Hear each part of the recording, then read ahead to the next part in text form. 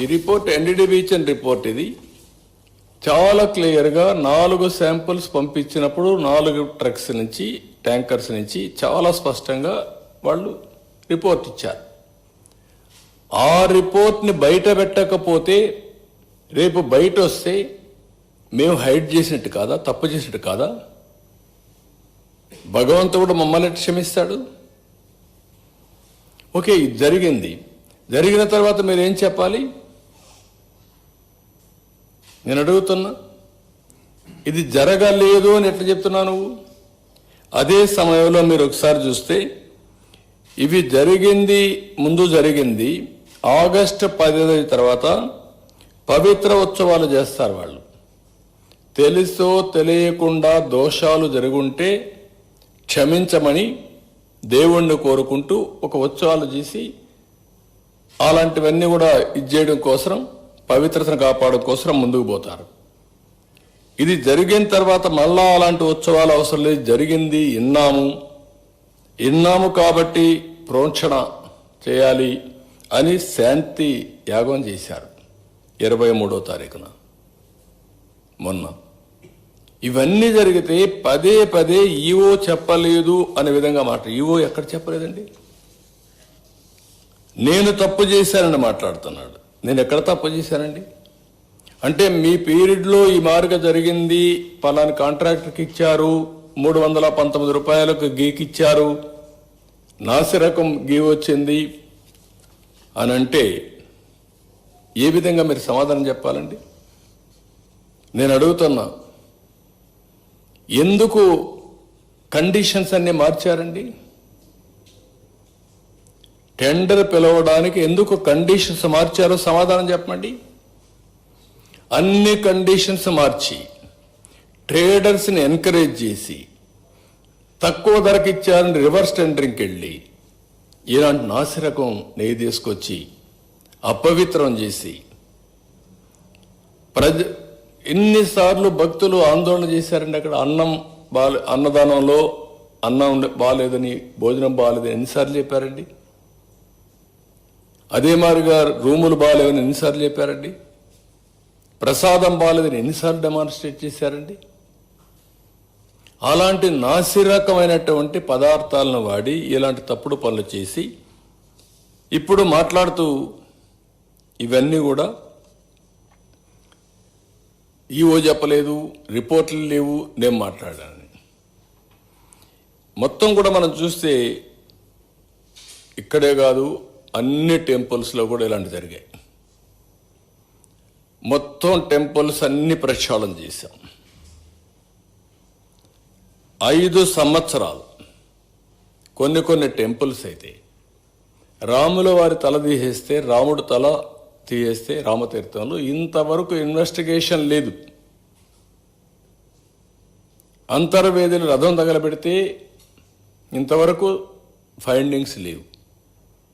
దుర్గమ్మ గుడిలో ఆ లైన్స్ ఏవైతే ఉన్నాయో అవన్నీ దొంగిలించకపోతే దాని మీద యాక్షన్ లేదు.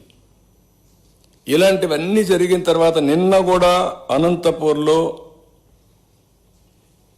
హనకన్కల్ విలేజ్లో కనేకల్ మండలంలో ఈశ్వరుడు అనేవాడు నేనే తగలబెట్టాలని చెప్పే పరిస్థితికి వచ్చాడు రథాన్ని. అంటే ఇతను వైఎస్ఆర్ కాంగ్రెస్ పార్టీ. మీ ఇష్ట ప్రకారం తగలబెడితే మేము మిమ్మల్ని సమర్థించాలి, లేదు ఇలాంటి చేసి మత సామరస్యాన్ని రెచ్చగొట్టి రాజకీయ లబ్ధి మీరు పొందాలంటే మేము గమ్మునుండాలి. ఎక్కడిదండి ఇది? ఒక రాజకీయ పార్టీకి ఉండవలసిన లక్ష్యాలు మీకున్నాయా? ఆ హోందాతనం మీకుందా? మీరు రాజకీయాల్లో ఉండడానికి అర్హత ఉందా మీకు? I'm asking straight question. మీకు ఎక్కడుంది? ఎవడిచ్చాడు ఈ అధికారం? భక్తుల మనోభావాల్ని దెబ్బతీసే అధికారం వీళ్ళకి ఎవరిచ్చారు? మీరు వెళ్ళాలనుకున్నప్పుడు వెళ్ళండి, వెళ్ళినప్పుడు అక్కడ సాంప్రదాయాలు గౌరవించండి, రూల్స్ని పాటించండి, మీరు వెళ్ళి రండి. ఇక్కడ కూర్చొని కావాలని మళ్ళీ నెపం వేరే వాళ్ళ మీద వేయడానికి ఇష్టం లేదు. పోవడానికి అక్కడికి పోతే సంతకం పెట్టాలి, సంతకం పెట్టేది ఇష్టం లేదు. సంతకం పెట్టి కూడా దౌర్జన్యం చేయాలి. దౌర్జన్యం చేయడానికి వీలు లేదు. కాబట్టి మీ యొక్క సమస్య అది. We are very clear. నేను అదే చెప్పాను మొన్న మీకు అందరికీ. నేను ఒక చట్టం తీసుకొస్తున్నాను. ఇతర మతస్థులు ఎవరికి వెళ్ళాలన్నా ఏ మతమైనా సరే, ఒక మతం అని కాదు, ప్రార్థనా మందిరాల్లో కానీ లేకపోతే వేరే మతాల్లో చర్చిల్లో కానీ మసీదుల్లో కానీ ఎక్కడైనా సరే వాళ్లే పనిచేయాలి. వాళ్ళ సాంప్రదాయాలు మనం గౌరవించాలి. No second thoughts. వేరే మతం వాళ్ళు పోయినప్పుడు అక్కడ సాంప్రదాయాలను గౌరవించి దాని ప్రకారం నడవడుచుకోవాలని చెప్పాం.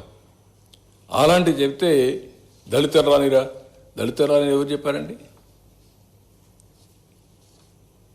ఎవరు చెప్పారు మీకు దళితులు రాని అని? ఎవరు చెప్పారు? దళితులు పోవడం లేదా టెంపుల్లోకి? అంటే మీరు పోకుండా మీరు పోయిన దానికి కారణం మీరు ఎత్తుక్కుంటూ కావాలని బురదేసే కార్యక్రమాన్ని చేస్తూ మీరు ఇంకొకరిని మాట్లాడడానికి మీకు అర్హత ఎక్కడ ఉందండి? Why you are talking all? అందుకే నేను చాలా స్పష్టంగా చెప్తున్నా, ఇతనికి ఒక అలవాటు అయింది రాజకీయాల్లో. ఒక క్రెడిబిలిటీ, విశ్వసనీయత లేదు. చెప్పిన తప్పే చెప్తా ఉంటాడు. నేనేదో చెప్పానంటాడు. నేను చెప్పలా. This is the report. దేవుని భక్తుడిగా చెప్తున్నా. ఇది జరగకుండా 4 ట్యాంకర్స్ కూడా ఉపయోగించకపోయి ఉంటే నేను చాలా సంతోషపడేవాడిని. బాధపడుతున్నా, మనోవేదన చెందుతున్నా. వెంకటేశ్వర స్వామి కలియుగ దేవుడికి ఎలాంటి అపచారం ఆ గీ అయితే వాడారు. ఎక్కడ వాడారు అనేది ఇంకొక విషయం. గీ అయితే వాడారు. ఆ గీలో ఉందా అంటే నెక్స్ట్ వచ్చిన గీలో ఉంది. Same continuation. ఎందుకు ఇది రిజెక్ట్ చేశారు కదా అని మాట్లాడుతున్నారు. రిజెక్ట్ చేశారు. ఎందుకు రిజెక్ట్ చేశారు? అంత మునుపంతా కూడా యాక్సెప్ట్ చేశారు, వాడేశారు.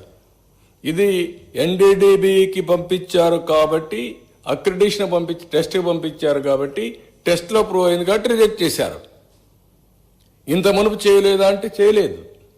అడల్టరేషన్ టెస్ట్లే లేవు అక్కడ. ఇప్పుడు పెడుతున్న world class testing equipment laboratories అన్నీ పెడతాం. అందరితో మాట్లాడతాం. దేశంలో ఉండే ఎక్స్పర్ట్స్ అందరితో మాట్లాడతాం. మాట్లాడి ప్యూరిటీ ఈజ్ ఇంపార్టెంట్,